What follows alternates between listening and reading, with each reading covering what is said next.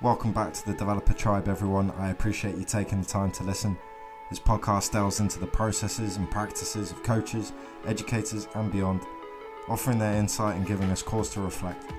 Thank you for being here, however you got here, and with that, let's jump in.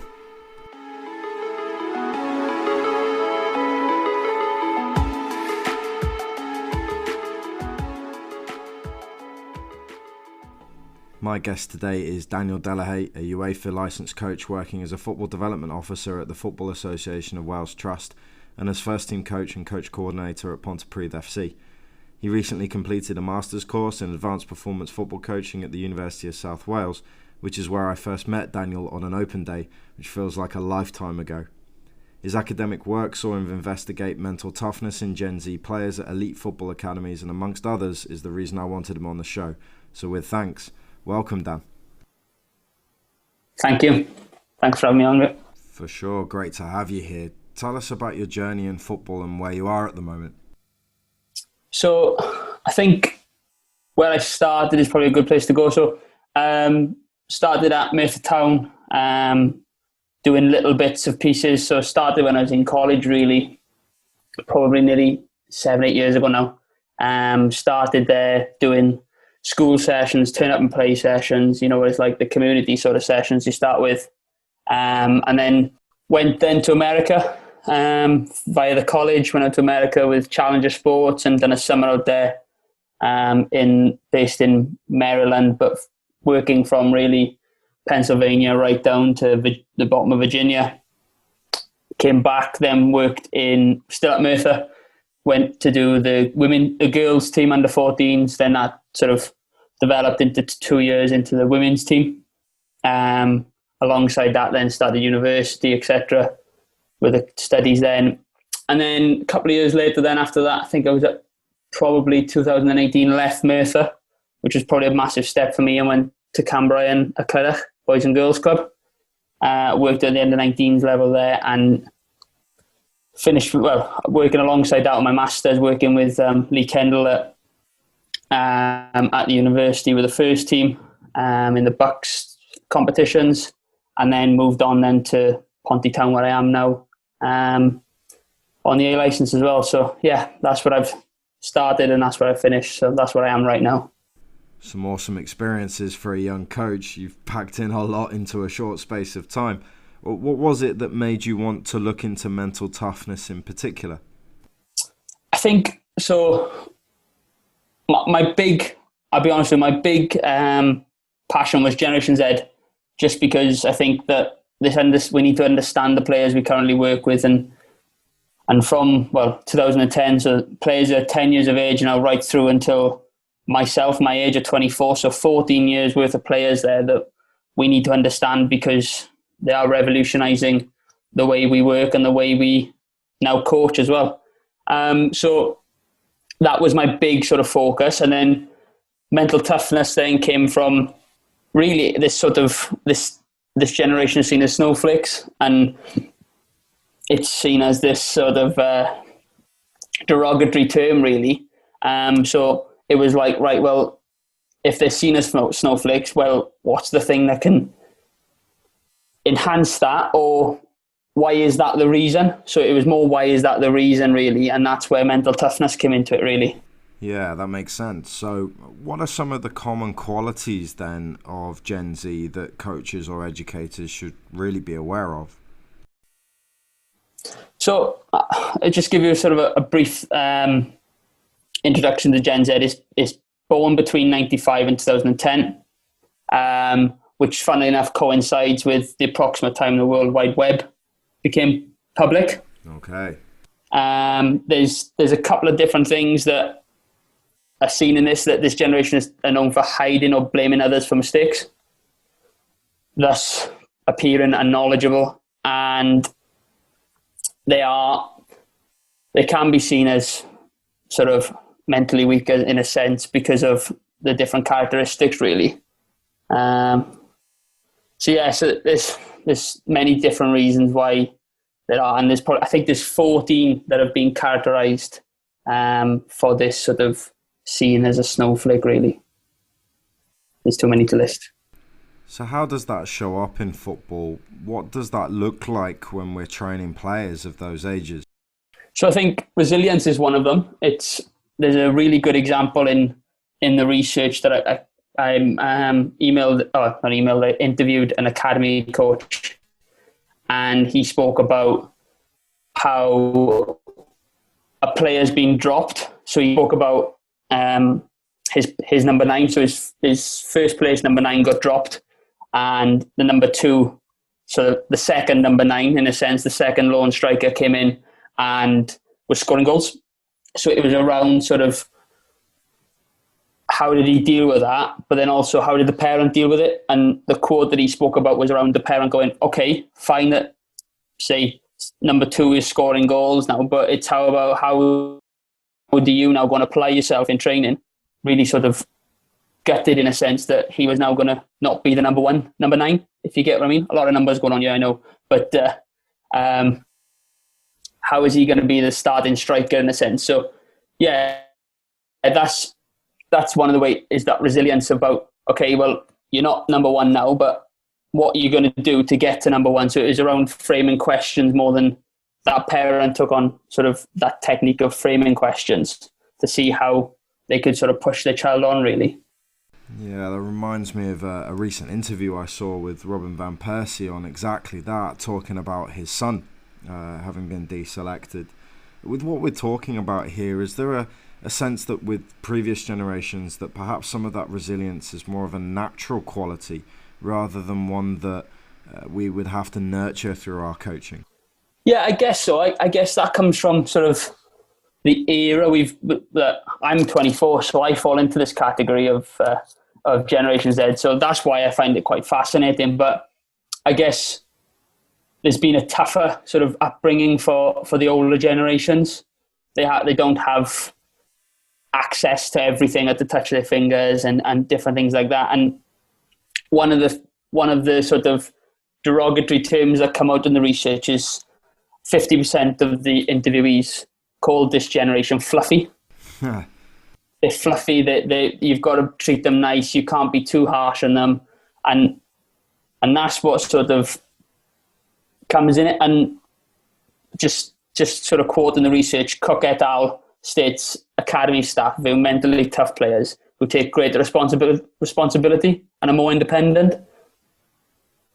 So it's that sort of, those two things there are what's sort of stated in research as being major characteristics for mentally tough individuals. Yeah. I know during your research you were looking at the perceptions of coaches when working with Gen Z players. You may not have touched on so much the practices or the behaviours that are considered to be good or best practice. Did you get a sense from those that you interviewed that they felt it was part of their role to develop mental toughness in the players? One of the things that comes out of the research, and obviously, so research that's previously happened, and my research is that not enough is done in academy settings for this development of mental toughness. I think it's getting there, and I think the characteristics that come in it are slowly coming into the game. I can't talk too much because I'm not currently with an academy, but they are, from what I'm seeing, is they're slowly coming in. But one of the major things that one interview is someone talking about Cat 3 academies compared to Cat 1 academies. Profound. At Cat 3 academies, they're probably washing, at a professional phase, is those players are probably washing boots, sweeping, mopping the floors, etc.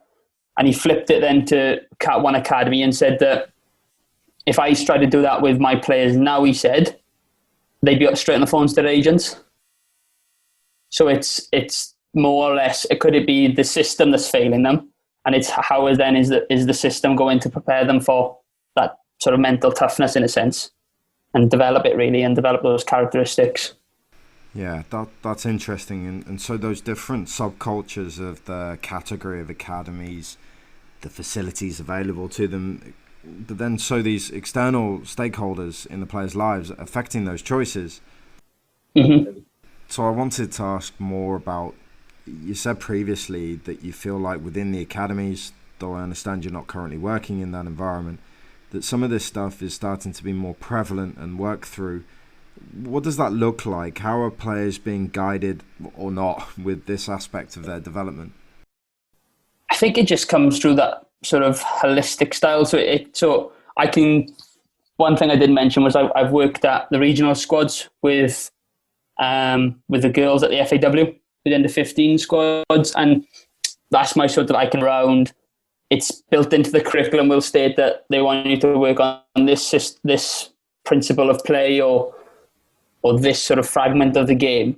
But in that, then it's about developing the mental sort of, not mental strength, but the mental abilities as well. So it's how do you create resilience in a 1v1 situation? As the watered down example as I possibly can give. It's how do you build resilience, and then do you build resilience? How do you build resilience? Who's being more successful? Right, well then if the defender's being beaten all the time, it's right, how do you then build resilience in that, and how do you sort of coach them around that as well? So that's a really poor example, but an example that sort of gives it a really sort of simple idea really of what is being done and how it can be done. Sure, no, I understand using the natural phases of the game to instill certain behaviours. My interest is very much in, I suppose, the coach behaviours and the coach qualities in those moments. What would you expect to see from a coach that is interested in developing elements of mental toughness? Is it role modelling? Are there specific interventions? I think it comes from context, really. I think all this has to be developed through, one, your understanding of the player you're working with. I think if that player can deal with more pressure, put more pressure on them. Because there's an example that when I was working with one of the girls, is she's a really good player and she's probably one of the best players in our group. And I keep saying that I feel sort of in my circles that she's going to go and play for Wales. So there's one game, put it in midfield. She's a midfielder and she's getting kicked. There's this one player who's coming just kicking her and kicking her and kicking her. It's how do you add the pressure then? So it's seeing how she reacts to it. So I know how much I can push and pull her. So, all right, then I'll put two midfielders on you and see how you deal with that.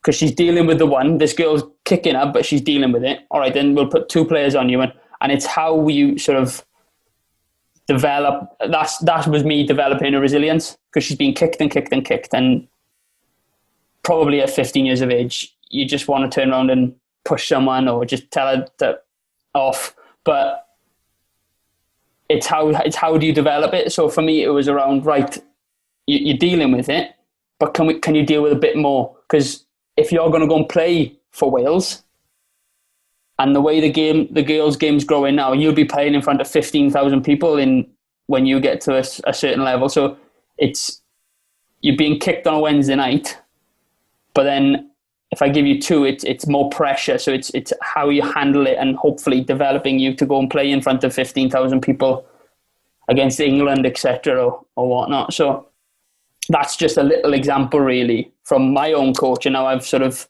used it to try and develop a player who is probably going to make it in the game. You mentioned noticing then those moments that you can add that trouble. I like to call it trouble rather than trauma, that you're not creating too harsh an environment. Mm-hmm. But it's through your knowledge of the player and then presumably a solid coach-athlete relationship as well. So tell us a little more about your decisions in those moments, about balancing between, again, what I'm going to call creating trouble for that player by putting in a second midfielder, but not allowing it to become something that is too much for that player to deal with. So it comes to a point of causing trouble and letting it play out, because if you don't let it play out and let it naturally sort of play, you could get to a point that the first time she tries to receive her on the half turn, both players tackle her, and then you might see someone go, right, stop, stand still, right, coach it out, coach this, that and the other, whereas it doesn't need to be that. if you notice that she's getting trouble and she's getting a little bit agitated, pull her to the side and go, right, well, what's been worked previously for you doesn't work right now. So then it's about how do I as a coach then intervene or give her an option of how to change the way she's not reacting, but how she's playing to these sort of stimuli, sorry. So it's about how do you change the way that they react to the stimuli more than just letting it carry on, because then it does become from trouble onto that sliding scale of trauma if you don't deal with it. So for me, it would be around how can I now go in and give this player a little bit more coaching to see if she can get around it, because she's done enough so far to really merit me going and coaching her, because of sort of what she's done previously has been good. So some wonderful examples of how this may play out for a more elite level player. I'm sure your research and certainly your position now as a football development officer working with grassroots, it's obviously important in those environments too. Why should grassroots coaches pay any attention to developing mental toughness? Because it's not just about, mental toughness isn't just about performing. So there's I know I'm going to go a little bit more academical here, but there's a quote from Jones which talks about performance and how does a person sort of be more consistent, and that's what he sees, or they see, Jones et al. See as mental toughness. Whereas you flip it, there's a guy called Gucciardi, and his understanding of it is it's not just performance, it's life experience. So it's mental toughness comes from life experience, not just performance.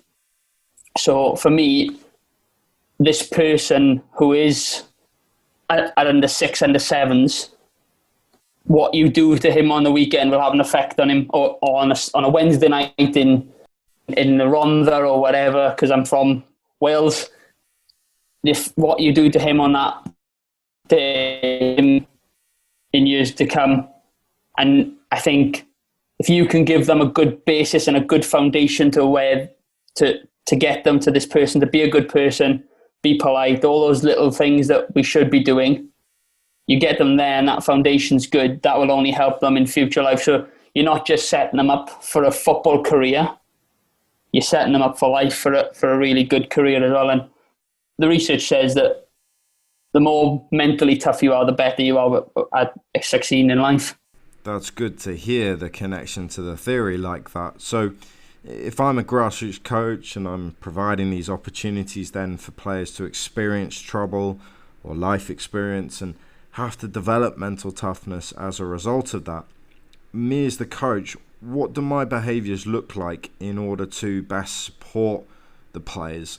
I know we've been over this already in terms of knowing the player. It's obviously context bound. Are there any particular interactions or behaviours that you would recommend? The two that you've just mentioned, yes, but I think it's sort of letting it go and seeing what develops through it. So don't just, like I said, about a 1v1 situation. If the winger doesn't beat the wide player and he doesn't do it again, it's then about, can you go in, one, look at his technical. They're technical. Are they good enough technically to go and beat the person? Right, yeah, fine, they are. So it's then giving them the opportunity to make mistakes. It's that making of mistakes that will allow them to, one, find a solution, or two, give them the resilience to know that, look, I won't beat him 5 times out of 10, but I can beat him another 5 times out of 10. And obviously at the elite level, then that should increase. But at grassroots level, if you're beating him 5 times out of 10, you've got a good player there in a 1v1 situation. So for me, it's that sort of one, understanding of the player, two, allowing it to happen, allow people to make mistakes, because I think that sometimes doesn't happen enough. I think we're too sort of coach, I want to coach, I want to coach, I want to coach. And 3, just sort of have that good relationship with the player. And I think that will develop as well if you can, that relationship will develop by the way of you coaching that player properly. That's the 3 things for me anyway. It sounds like you're describing something there that I think is really important around this idea of skillful neglect, which is where you're noticing, observing what is going on, making sure the players are safe, of course, but at the same time, knowing when to effectively not act on a situation, not step in, not intervene, and potentially take that learning opportunity away from the players. It's a term and concept from teaching literature that I really like. What kind of challenges do you see with coaches trying to adopt this kind of style in deference to others that we've already touched on, perhaps being more authoritative? I think the problems is, I think for grassroots coaches or just general? Yeah, let's stay with grassroots. I think grassroots coaches, one is probably not enough experience of coaching, because they're probably mum or dad on the weekend and they've coached their team and they'll coach them from under 7s all the way through to under 16s, and they'll change and they'll adapt to how they coach, but there's that lack of sort of real understanding of what they're doing. So they may do something really good and then sort of in academia and stuff is supported, but they won't understand it. It'll be that sort of surface level knowledge. Whereas if you go delve deeper, that's where you get your real understanding and your real confidence in what you're doing. And for top coaches then, I don't know whether it comes from just being sort of people looking at you all the time, is the need to be doing something. Look like you're doing something. Obviously, I work with men's team now, and I think that's sort of something I'm realising, that you don't always have to be doing something or saying something to be coaching. So for me, it's like, and this is something that I'm really thinking about right now, not at this moment, but I'm reflecting on how I sort of perform and stuff. And for me, I've been sort of caught in the past around coaching too much and less ball rolling time. And then because I've coached too much, I'm then thinking, oh, I've actually done a really good job. When in actual fact, I probably haven't, because I haven't allowed the ball to roll as much as it should have. So I think that may be the thing. And I think that's what it could be, is that sort of, what did you call it? That neglect, not neglecting, it's not. Yeah, skillful neglect. Skillful neglect. That doesn't come through because I feel like I have to be doing something, or I have to be always present in the session. Not present in the session, but I always have to be the main part of the session when it's not about that. It's about players. And I think that's something I've learned as I've gone through my sort of journey, in a sense. That's really interesting to hear you say that. And one of my most recent positions was in America as a coach there, and it could be difficult at times to get some coaches and parents to really understand that perception of your coach doesn't need to be heard all the time and constantly doing things in order to be effective, and actually that they're more likely to be effective if they're giving time to the players to direct their own journey of learning. So really interesting. And I'm not saying that if you're talking or sort of what you're saying on the sideline, because if I want to drive intensity, I'll talk more and I'll be on top of players a lot more. So it'll all depend on the session and the group of players you're working with and your understanding of them. Because if I want to drive intensity, you'll hear me barking. If I don't want to drive intensity, or intensity is good enough and I'm looking for something else, then I'll let them crack on and I'll just be there as a sort of not spectator, but be there in amongst it. So yeah, it's a difficult one to qualify, but so often these conversations come back to it depends, and as frustrating as that might be, it's so often true. But we do need to support improvements in the perceptions of parents and coaches and even the players in terms of what it is we're trying to achieve. Mm-hmm. Dan, thank you so much for the candid answers you've given and the value in them and for the connection between practice and theory. What's your targets for the next 2 or 3 years with your coaching? I think one of the major things is, one, get a contract at the end of January. That's always that's always a winner line, that is, really. You say that, you always get a chuckle, so that's probably one of them. And then it's about getting the A licence and sort of seeing where I stand at the time, just due to the nature of this year and everything. I can see it being having a negative effect, not just now in football, but in the next couple of years, just finances and opportunities to work full time in the game. So carry on as I am at the minute and just see where it goes, really. But yeah, I think those two are the major ones, is around get the A licence and get a contract in January. Well, having to some extent seen firsthand how much care you take in the work that you do and the effort you've put into your career up to this point, I've no doubt that you'll continue to do great things in the game. Thanks again for your time and insights. One last question for you. If you could have an audience with one person, who would that be?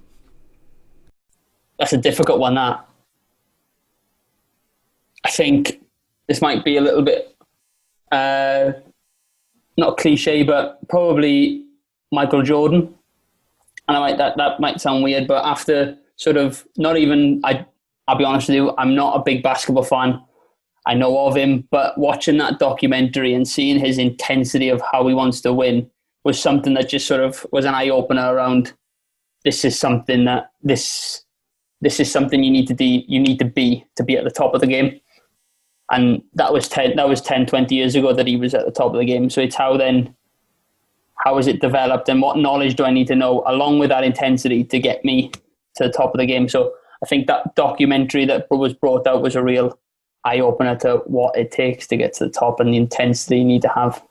It was a fascinating watch, wasn't it? Maybe if you do meet him, don't tell him you're not a basketball fan. It might not go down very well. My first question would be, I don't know anything about what you do, but talk to me about intensity. And talk to me about winning. That's what I would like to know about. But yeah, that's what it would be. Oh, well, if it does ever happen, I'd like to be there. So if you can, that would be great. Dan, that's it for me. Thank you. Where's best for people to reach out to you?